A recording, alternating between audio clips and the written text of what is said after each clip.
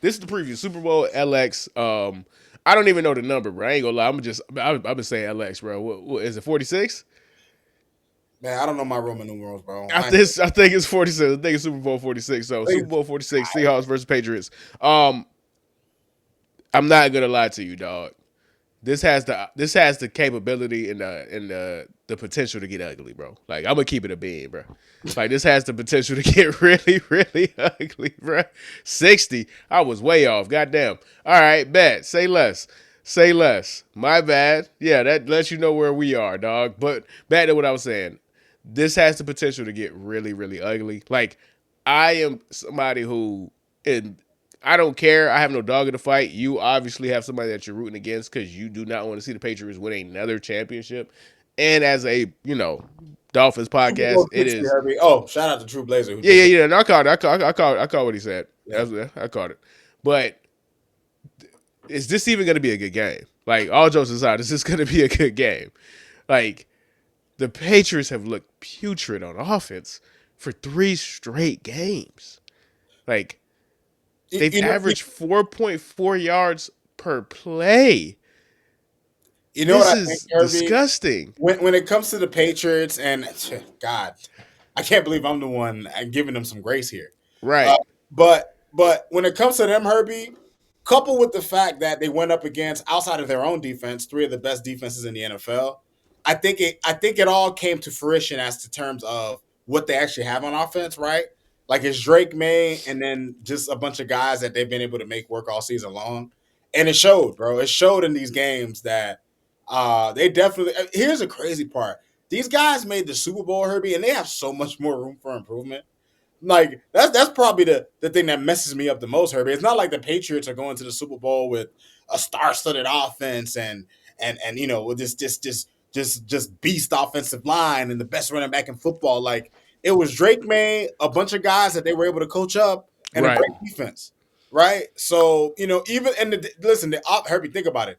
They scored 10 points in an AFC Championship game, albeit against a defense that had almost 70 sacks on the season and in a snowstorm. All right, whatever. And then the game against the Chargers, they scored 16 points, right? And the only reason they Yuck. scored 28 against the Texans is because CJ Stroud had an abysmal performance and just, gave their And offense. you know the crazy part, because total, I think in the playoffs they've averaged 15.4 points or 15.9 points in the playoffs as an offense.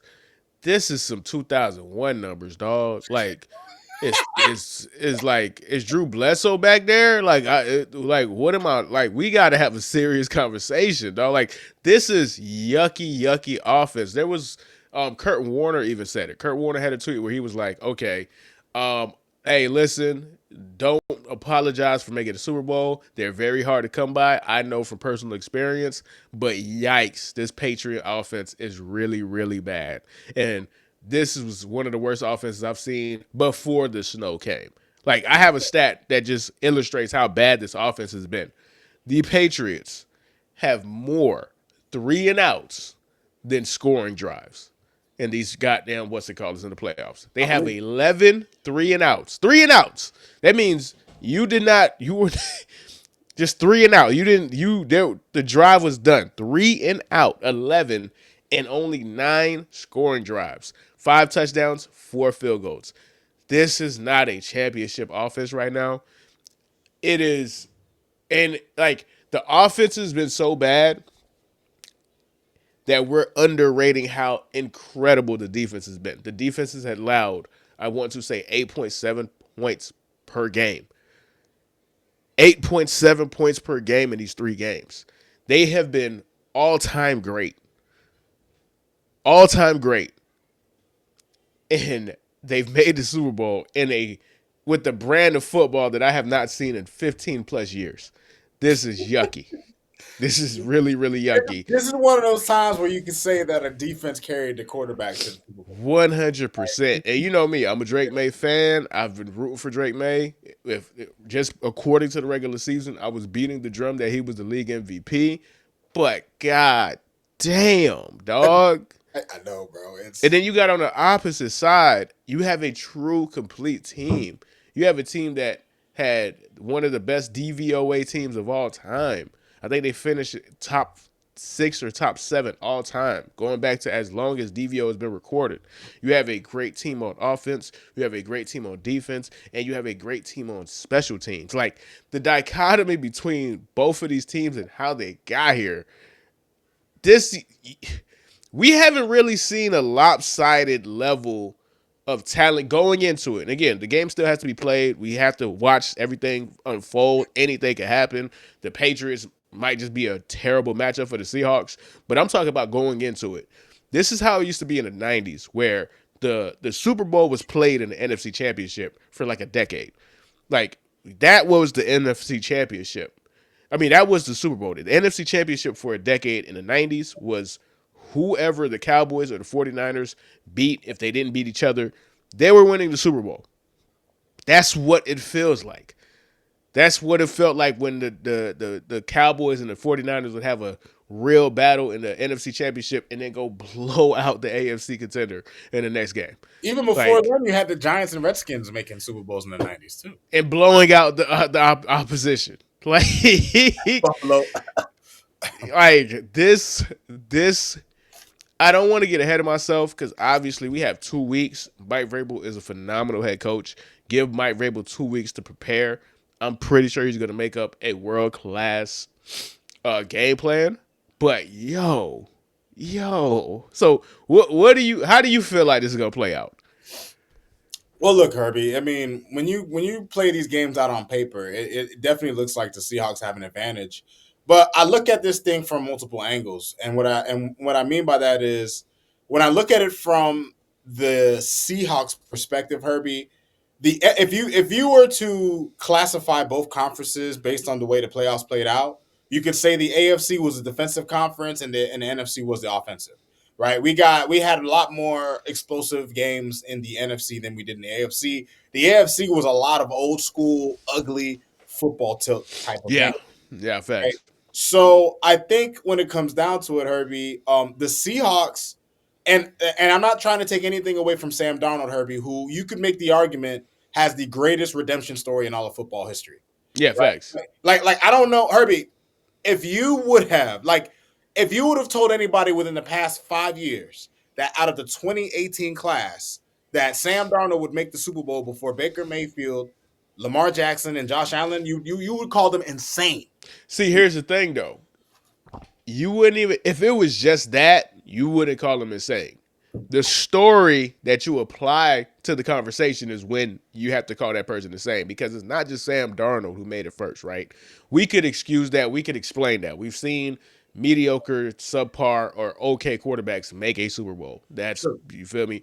What is insane about it is the Sam Darnold that was cut by the Jets, cut by the Panthers, cut by the 49ers, and then basically thrown away for J.J. McCarthy. That Sam Darnold would make the Super Bowl first out of that 2018 class, which has gone to be a world class, which has gone to be a historic class in its own right, which has gone to be the perfect illustration of how quarterbacking and a quarterback career is not linear. There's so many different routes that these guys have taken to ultimately get to the same point, which is franchise quarterbacks for the respective teams that they currently play for.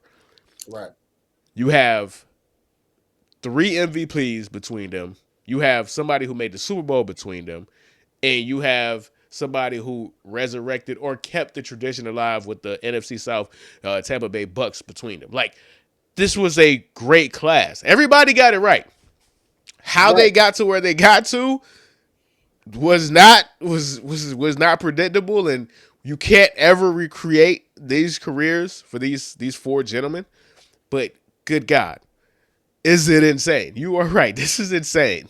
No, it's absolutely insane. But this is where it comes to with the Seahawks, Herbie.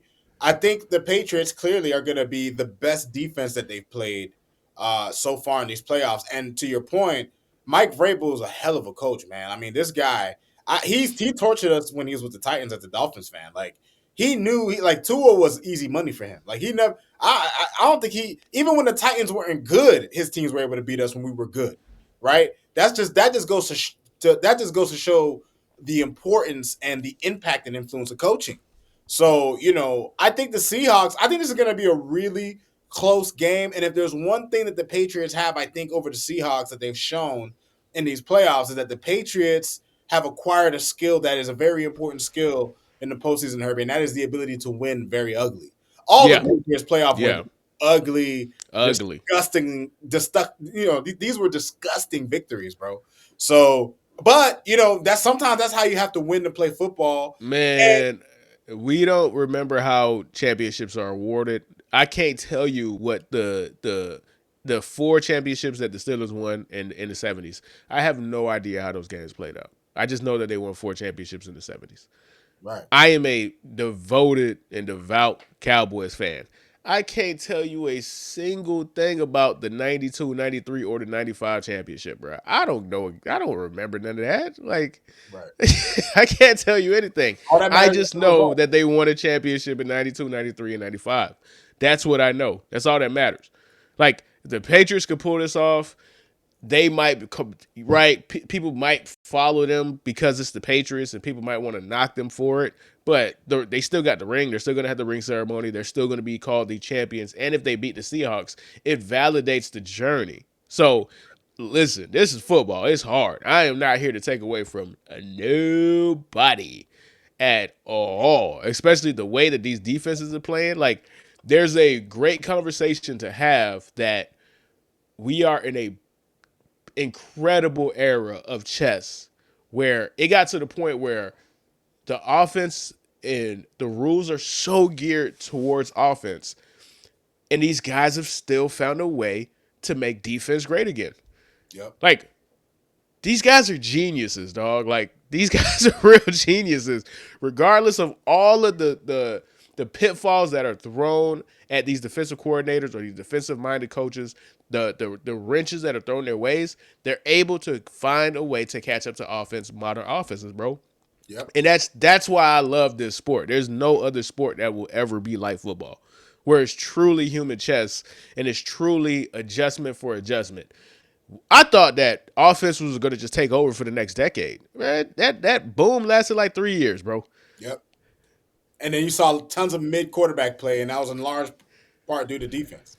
Facts, Either, facts, So facts, man. So this is just a mini preview. We're gonna do like a full on preview on the next week's episode. Closer to the game. So